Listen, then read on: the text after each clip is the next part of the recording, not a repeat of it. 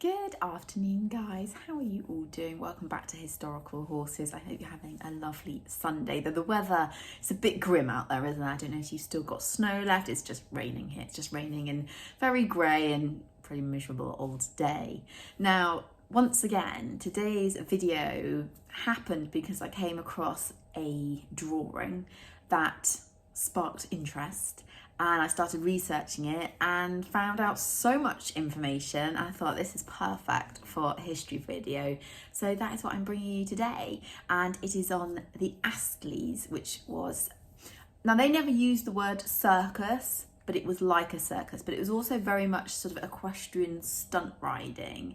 And it's a really fascinating story. And we're going back into the 1700s, so we're going back a fair bit as well. So let me tell you a bit more and we'll start at the beginning. Philip Astley was born on the 8th of January, 1742. In his early years, he followed in his father's footsteps in becoming a cabinet maker.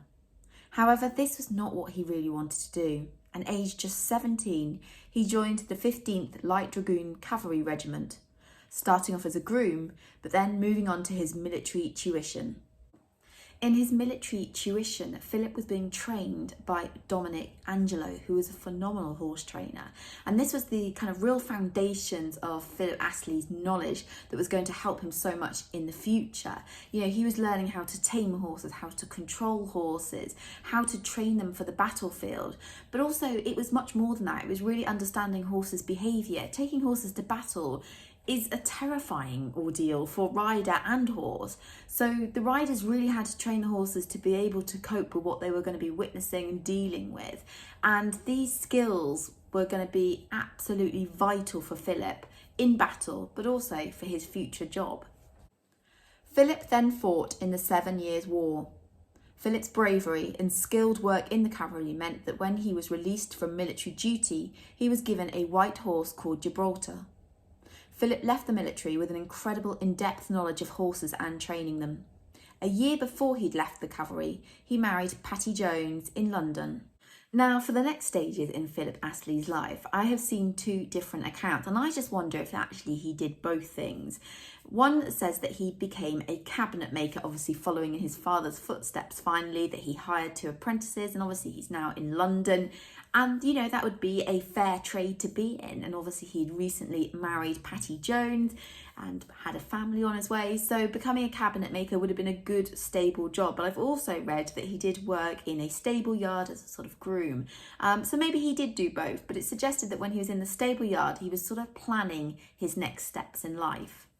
In 1767, Philip and Patty had the arrival of their first child, John. In 1768, Philip and Patty started up a new venture on a field, Halfpenny Hatch, on the south bank of the River Thames. Fun fact, the field was called Halfpenny Hatch because the landowner charged a halfpenny toll to people who used the footpath across the field, which was a shortcut between Westminster and London Bridge. The toll was paid at a window, or, as they would have called it, a hatch. This was where they built their very first riding school, which is thought to have been near the present location of Waterloo Railway Station. It wasn't just any riding school.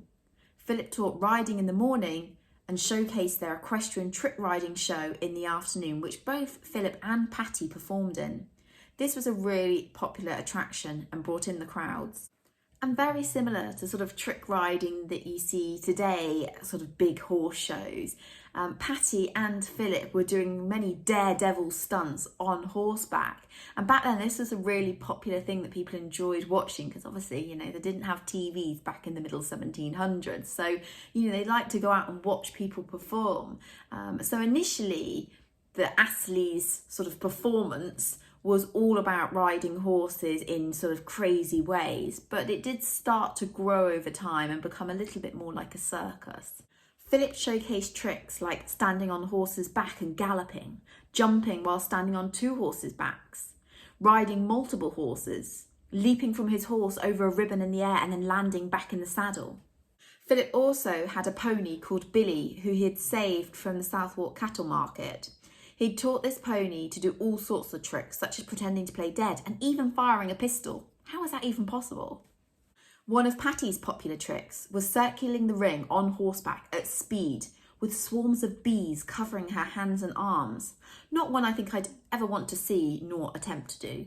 Their tricks were genuinely show-stopping and very daredevil, and you can just imagine the crowds would have absolutely loved it. In 1769, they moved their riding school to a site near Westminster Bridge Road. At their riding school, they created sort of Amphitheatre, which is where they could really showcase their act. It's now the site of St Thomas's Hospital, south side of Westminster Bridge Road. And it's believed that Philip Astley created the optimum working circus ring, the ideal size being 42 foot or 13 metres. As the Astleys earned more money, the shows continued to sell out and they trained more stunt riders.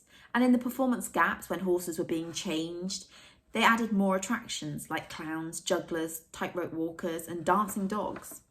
They never called themselves a circus, but looked at themselves more as equestrian acrobats or trick riders.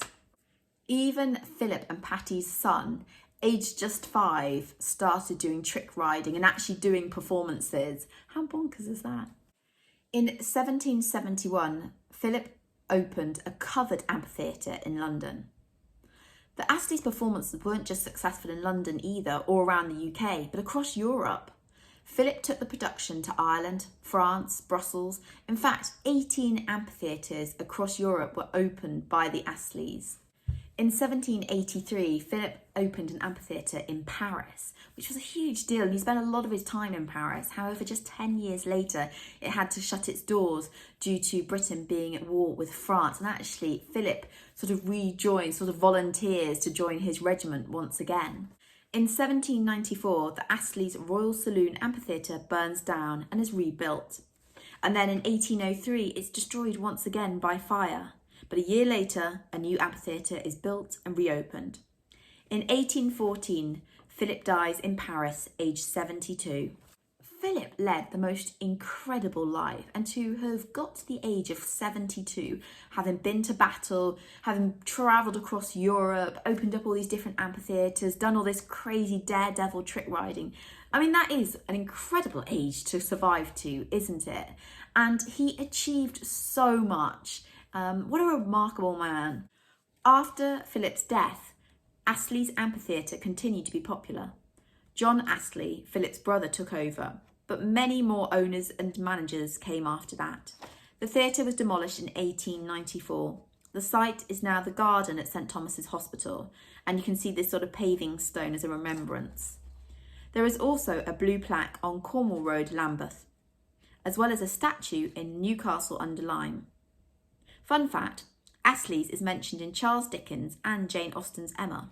Another fun fact is that Philip Astley actually spent a little bit of time in prison, but only a few weeks because he was rather helped out by a Lord Chancellor who luckily he taught his daughters how to ride. But what an incredible man, and how much he did in that life of his. I mean, just phenomenal.